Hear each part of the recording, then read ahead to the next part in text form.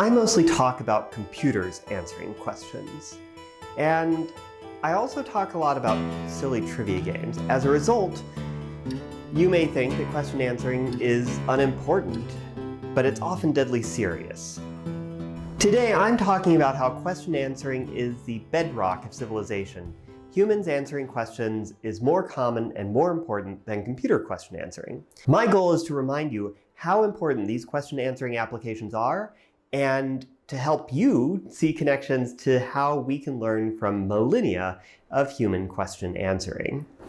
Because I'm a professor, I am sometimes a little biased in my appreciation of questions, both in the classroom and on exams.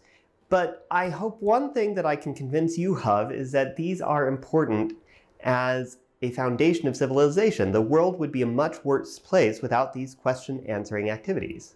Let's begin with the search for truth and the Socratic method.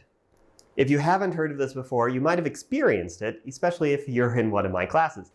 Let's hear how John Houseman explains it in the 1971 film, The Paper Chase. We use the Socratic method here. I call on you, ask you a question, and you answer it. Why don't I just give you a lecture? Because through my questions, you learn to teach yourselves. Through this method of questioning, answering, we seek to develop in you the ability to analyze that vast complex of facts.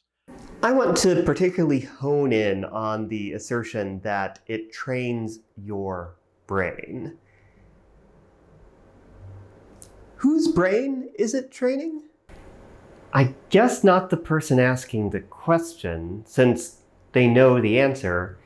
So I guess it must be the person answering the question. Who first started asking questions this way?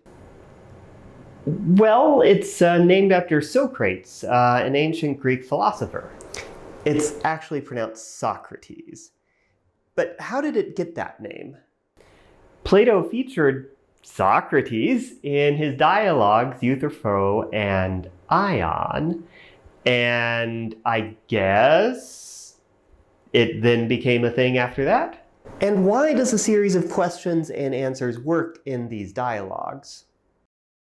In these dialogues, you have someone learning, trying to understand something, and the person answering the questions as they struggle with multiple interpretations and showing their work, they emerge on the other side enlightened by the exchange. Okay, that's enough of that shtick. One of the best moments for me as a professor is the aha moment in students' eyes after they answer a question correctly that they didn't understand before. The process of answering the question unlocks something inside themselves. And apart from silly, unimportant stuff like computer science, this is also how we train lawyers who have to use argument and discussion to keep our society ordered and well-functioning. Another pillar of civilization is making sure that those who work for society, in other words, civil servants, are competent. As government became larger and had to rule an entire continent, countries had to develop civil service examinations.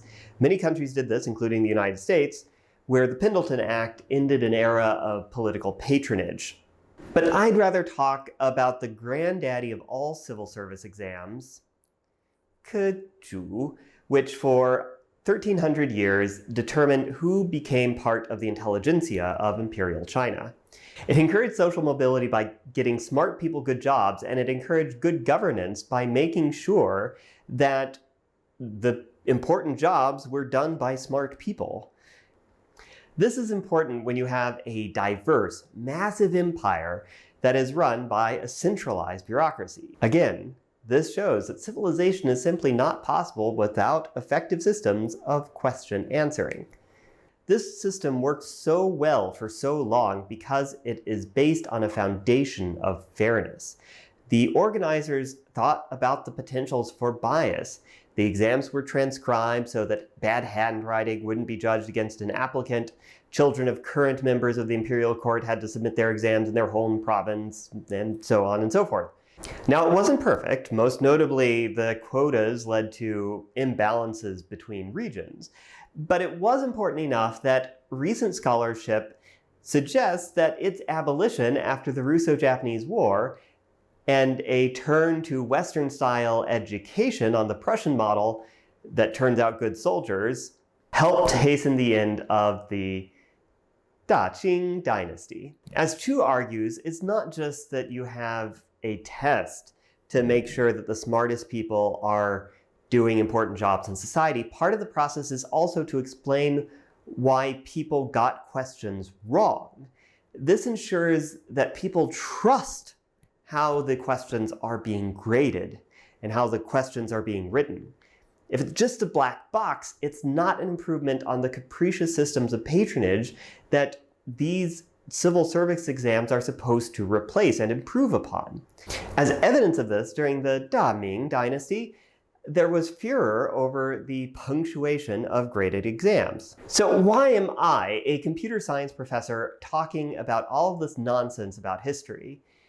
It's because we use questions to test the intelligence of both humans and machines. In other videos, I talk about the Turing test, a classic test of computer intelligence, and modern leaderboards, the new hotness for testing computer intelligence. But in testing computer intelligence, we shouldn't forget about the lessons we've learned from centuries of trying to get to grips with human intelligence. One of those lessons that I think that we've forgotten is that questions are not just an evaluation, but also instruction.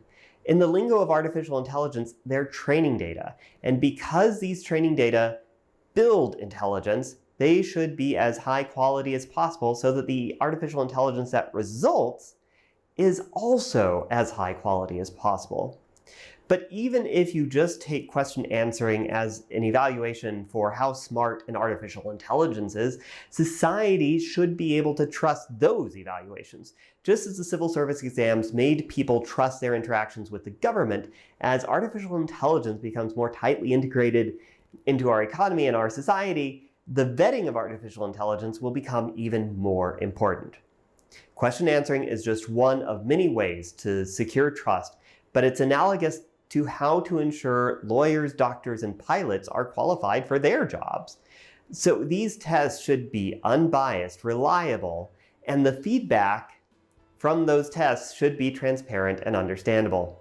And just as we do those things, not just because we're trying to make society work like a well-oiled machine, or because we want to be confident in our estimates of statistics about artificial intelligence, just like Socrates, the questions we ask are trying to get to the truth, and scientific inquiry requires openness and a willingness to question the outcomes of a test.